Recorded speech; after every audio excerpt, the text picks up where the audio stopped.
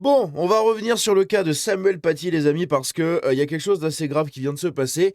Les terreaux, en tout cas 2 des 4 terreaux accusés dans cette affaire vont sortir de prison, là, dans un an et demi, quelque chose comme ça. C'est absolument scandaleux, mais vraiment scandaleux. On va revenir là-dessus, puisque vous allez voir que c'est un bordel sans nom, mais il y a une giga avancée juridique. C'est que maintenant, on peut condamner quelque chose comme étant une fatwa. Et oui, la fatwa est reconnue parce que ce procès-là aura créé une jurisprudence pour cette pratique. On va en parler.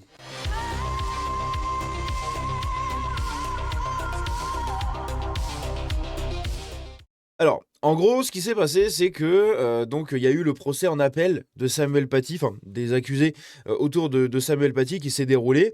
Je vous en ai parlé il y a quelques temps de ça parce que l'avocat d'un des accusés avait tout simplement eu des propos absolument scandaleux. Il avait déclaré que Samuel Paty était islamophobe et qu'il avait volontairement discriminé ses élèves, etc. Bref, je vous invite à aller voir cette vidéo. Si j'y pense, je mettrai un lien juste en haut là-bas. Mais c'est absolument scandaleux. Maintenant, on a eu donc ce procès en appel qui s'est déroulé. Dans ce procès, on a eu 4 peines de prison qui ont été prononcées en appel donc, puisque à la base, il y avait déjà eu des condamnations de données pendant le premier procès, mais vous le savez que la justice est en 3 étapes. Quand vous avez un procès, vous avez une condamnation. Si vous n'êtes pas content, vous pouvez aller en appel, hein, vous pouvez faire appel de votre décision. Et si vous n'êtes toujours pas content en appel, vous pouvez vous pourvoir en cassation. Une fois que la cassation est finie, bon, c'est très compliqué. Et là, justement, on apprend qu'ils viennent tout simplement de demander le pourvoi en cassation de l'affaire, hein. Ils vont aller en cassation. Je sais pas pourquoi, ils ont déjà eu une réduction de peine en fait, donc c'est absolument scandaleux parce que justement dedans vous avez Azim Ebshirkanov et Naïm Boudaoud. Donc Naïm Boudaoud, c'était le père de la gamine qui avait lancé toutes les accusations sur Samuel Paty alors qu'en fait elle n'était même pas dans le cours. Et bref, donc les deux ici là qui sont proches, hein, du terreau qui a assassiné Samuel Paty, eh bien ils avaient été condamnés à une quinzaine de peines de prison, hein, enfin une quinzaine d'années de peine de prison pendant le premier procès. Et là, en appel, ils ont été condamnés à 6 et 7 ans de prison. Ça fait que comme ils ont été incarcérés fin 2020 ou 2021, en gros, ils vont sortir là bientôt, là, vu qu'on est en 2026. Et ah oui, ils ont déjà fait leur peine de prison du coup. C'est absolument génial, vous avez des gens comme ça qui vont retourner dans la vie réelle. Magnifique, prêts à servir de nouveau leur petit maître. Bref, c'est absolument scandaleux encore une fois. Ici, on a aussi un peu de détails. Après, on ira lire des articles, vous allez voir, c'est un peu plus complet et il y a d'autres choses à analyser. L'assassinat donc de Samuel Paty, Abdelhakim Sefrioui et Brahim Chnina ont été condamnés à 10 et 15 ans de réclusion criminelle en appel. Donc c'est Sefrioui qui a les 15 ans de réclusion et Chnina, ou alors c'est l'inverse, putain je sais plus lequel des deux. Bref, donc 10 et 15 ans de réclusion criminelle en appel, des peines inférieures aux 20 ans requis par l'avocate générale. Hein, voilà, c'est... Vous allez voir que leur peine en fait fait que de diminuer à chaque procès et en fait on voit très bien la dimension politique de ce procès derrière puisque la défense se défend justement sur la base de oui mais c'est politique, c'est parce que nos clients sont des arabes et vous voulez faire des associations de malfaiteurs musulmans, etc. Bon, et de l'autre côté enfin, moi, je trouve ça scandaleux. Si on peut s'arrêter là-dessus, je trouve ça scandaleux, d'accord, de foutre un truc politique d'un procès anti-arabe quand les personnes qui sont condamnées là-dedans en sont. Donc en fait, tu sais quoi, tu peux pas les condamner parce qu'ils sont arabes maintenant, c'est ça. Ils veulent créer ce truc-là. Bref, c'est absolument scandaleux. Et de l'autre côté, il y a l'accusation qui voit des peines inférieures à ce qu'elle demande et qui du coup pense que c'est aussi politique puisque bah il y a la défense. Donc en fait les deux bords, l'accusation et la défense, pensent que la justice est hyper politique là-dessus, que d'un côté on les condamne trop parce que c'est des mumus et de l'autre côté on les condamne pas assez parce que c'est des mumus. Je sais pas si vous vous rendez compte un peu du gourbi dans lequel on est là. En première instance, le prédicateur islamiste, du coup, Abdelhakim Sefrioui, avait également été condamné à 15 ans de réclusion criminelle et le père d'élève, Brahim Chnina, à 13 ans. Donc c'est ça, c'est Abdelhakim, il a exactement la même peine qui avait été prononcée. C'est la peine la plus haute qui a été prononcée pendant cet appel. Et justement, le fils, le père de la fille, pardon, a 10 ans, alors que, du coup, il avait eu 13 ans à la base pendant le premier procès. Donc lui, il a eu une diminution de 3 ans. Évidemment, il s'est déroulé quelques années aussi, hein. Brahim Chnina a donc vu sa peine réduite en appel, contrairement aux réquisitions qui demandaient de les alourdir. Donc c'est le père hein, de la fille, etc. Les deux autres accusés, Naïm... Ah non, Brahim Chnina... Ah si, attendez. Ah si, c'est ça, Brahim Chnina, c'est le père. Donc Naïm Boudaoud, c'est juste les mecs qui avaient conduit, qui avaient véhiculé, qui avaient aidé à prendre des armes. L'assassin, je crois. Putain, je me rappelle plus des noms, bordel de merde. Les deux autres accusés, Naïm Boudaoud donc, et Azim Psirkanov, ont également vu leur peine réduite considérablement. Ils ont été respectivement condamnés à 6 et 7 ans de prison. L'avocat général avait requis 16 ans de réclusion criminelle contre chacun. Tous deux avaient été condamnés en première instance à 16 ans. Voilà, donc la première instance, ils avaient eu 16 ans. Là, pendant l'appel, l'avocate générale demandait 16 ans. Eh bien, ils ont été condamnés à 6 et 7 ans. Eh oui, ça fait mal aux fesses. Hein. Ça fait très très mal aux fesses. Et justement, après l'annonce du verdict, Azim Psirkanov et Naïm Boudaoud se sont enlacés et exultés. C'est fini, frère. Magnifique. Gaël Paty, sœur du professeur assassiné présente dans la salle, est apparue éprouvée et très attristée par le verdict rendu. Et donc, on apprend que ces gens-là, en fait, sortiront tout simplement de prison, puisque dans cette condamnation où ils ont écopé de 6 et 7 ans de prison, ils ont déjà fait quasiment toute leur peine, vu qu'ils ont été incarcérés dès le début de l'affaire. Donc en fait, ils vont sortir de prison là très prochainement. Et ça, c'est ultra scandaleux. À côté, si on peut revenir vite fait sur l'article du Parisien, il y a 2-3 informations intéressantes. Je vais vous mettre ça comme ça. Hop, on va dézoomer un peu. Voilà. Donc seule la peine du prédicateur islamiste Abdelhakim Sefrioui, âgé de 66 ans, a été confirmée en appel. Donc les 15 ans d'emprisonnement qui avaient été demandés ont été confirmés.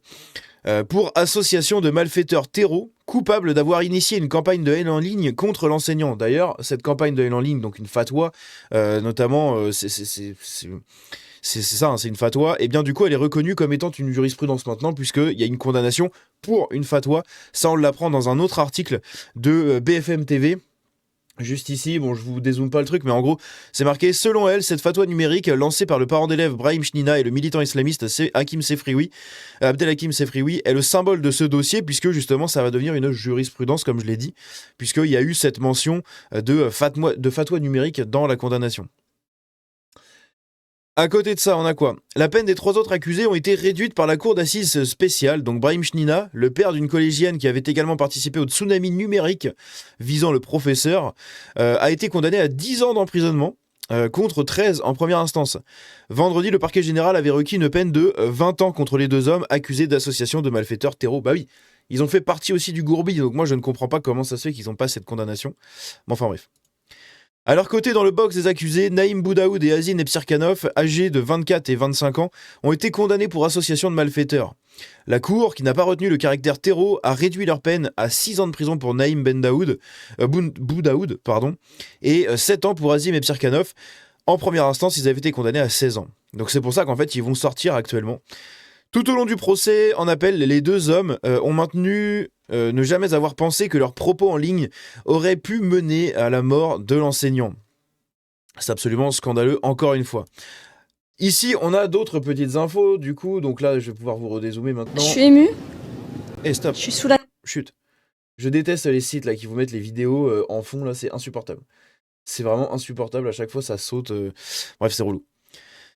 On a ici les propos d'un avocat, donc désigner du doigt un professeur, un journaliste, un professionnel quelconque, parce qu'il a fait œuvre de pédagogie sur la République et sur ses valeurs, doit être sévèrement condamné, et c'est le cas ce soir. A ajouté Maître de Montbrial, exprimant toutefois son incompréhension sur la diminution de la peine de Naïm Boudaoud et Azim Psirkanov. C'est donc une décision contrastée, mais si nous devions ne retenir qu'une seule chose, c'est que la sanction criminelle de la fatwa numérique est maintenue, et c'est un pas historique pour la justice française. Parce que, comme j'ai dit, ça fera jurisprudence. Pour ceux qui ne connaissent pas le terme de jurisprudence, en gros, jurisprudence, c'est quand on peut se baser sur une condamnation qui a déjà eu lieu avant.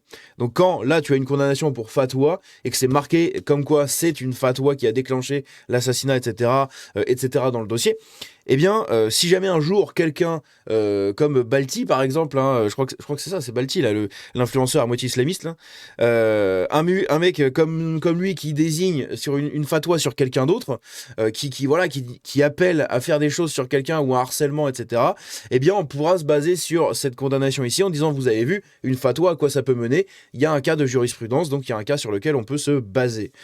Bref.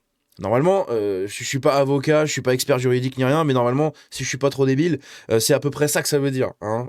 Il y a peut-être des notions un peu différentes, mais normalement, c'est ça, une jurisprudence, c'est que tu peux te baser sur une condamnation déjà effective avant, pour, justement reprendre, en fait, cet exemple à la fois de la peine, à la fois du contexte, à la fois de plein de choses et à la fois du procès et tout. Du côté de la défense, Francis Vuillemenin, donc lui c'est l'avocat qui avait fait cette polémique, hein, en disant que Samuel Paty était islamophobe, qu'il avait discriminé ses élèves musulmans et tout. Donc l'un des 4 avocats d'Abdelhakim Sefrioui, donc le prédicateur, eh bien il a fustigé la condamnation de toute la communauté musulmane française par une justice discriminatoire pour surveiller et faire taire cette population, même quand sa dignité est atteinte. Et il rajoute, c'est le droit pénal de l'ennemi, tout musulman est considéré comme un terreau en puissance, l'association de malfaiteurs terreau est devenue l'association de musulmans terreau. Donc lui, pour lui, il dénonce en fait cette espèce de cabale juridique contre ces pauvres petits musulmans protégés qui sont effectivement coupables, hein, dans cette affaire. Ils sont mouillés jusqu'aux couilles, hein, littéralement. Mais voilà, selon lui, c'est un procès discriminant qui a été fait contre ses clients musulmans, etc. C'est absolument lunaire. La condamnation de notre client permet à la justice anti-terreau de ne pas perdre la face dans ce dossier. Ça, c'est ce qu'a dit un autre des avocats d'Abdelhakim Sefrioui, parce que ce mec-là, il a 4 avocats, messieurs, dames. Et dans ces 4 avocats, du coup, il y a le mec qu'on a dit juste avant, Francis Vuillemenin, et il y a, du coup, ce Vincent Brengart. Inconcevable de s'arrêter sur une telle décision conforme à une pression sociétale, mais pas au droit. Donc ça, c'est encore le même avocat qui déclare ça, et justement, il annonce ici le pourvoi en cassation, donc cette 3e phase juridique après l'appel. La Cour a fait du droit, sauf pour notre client. Abdelhakim Sefrioui était le plus éloigné des faits. L'extension de la qualification d'association de malfaiteurs terreau menace la liberté d'expression. Donc tu as le droit en fait de faire de l'islamisme en France sans problème, tant que tu n'es pas celui qui tient le couteau, quoi, hein. C'est absolument lunaire. Donc ça, c'est un de leurs confrères, hein, c'est assez rigolo, parce que leur confrère s'appelle Wadi El Amamouchi.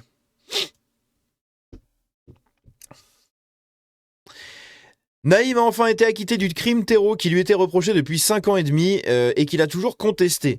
La cour d'assises a ainsi reconnu qu'il n'avait aucune connaissance du projet terreau d'Anserov. Donc ça, c'est les avocats de Naïm Boudaoud, maître Iba Rizkala et maître Martin Méchin se sont félicités donc du verdict. Bref, vous avez en gros l'idée du verdict final de l'affaire Samuel Paty. Maintenant, il faudra attendre ce pourvoi en cassation pour voir que ça se trouve, ils vont tous être innocentés, hein, ça va finir comme ça.